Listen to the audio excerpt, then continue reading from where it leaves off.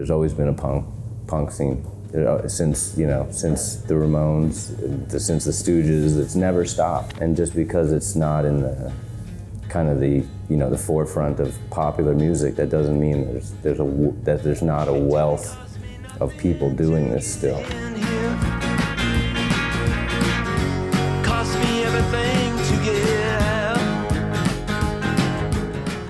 The men started because Mark and I were playing another band called Fucking Hell, and we were playing another band called Everyone. And we decided to do something that was sort of more true in some respects to what we wanted to do, and where anything goes. When we first started, we had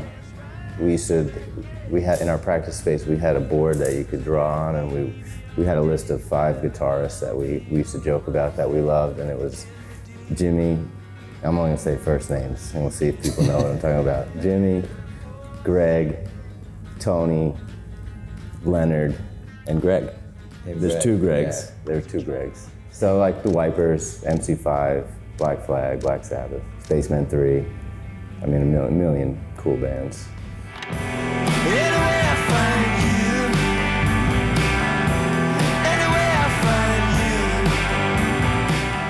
I think there was a conscious effort to strip things down in a way. You know, there's all those bands that we described, and things that we like, and there's a certain scuzziness about New York and about, our practice spaces in the basement. I don't know if there was a conscious intention to be heavier than before, but I think there was an intention to kind of tighten up song-wise and, try to capture some of that spirit of what we were seeing, what we were experiencing just being in New York at the time.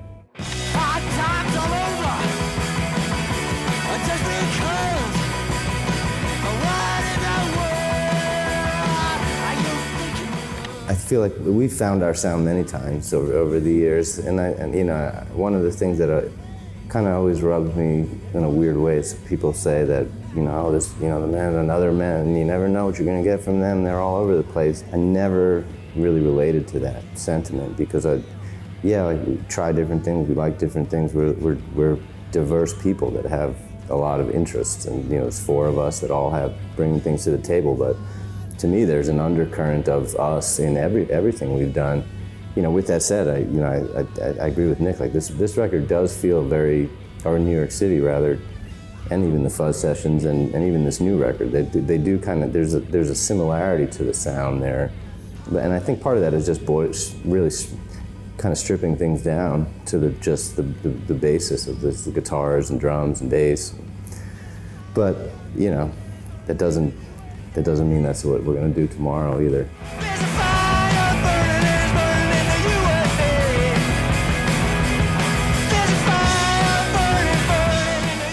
Guitar music seems to be less popular now than in the late 70s or whatever, even the 90s. That doesn't concern me really artistically. I mean, there always has been, there's always been a punk scene since the Ramones, since the Stooges. It's never stopped.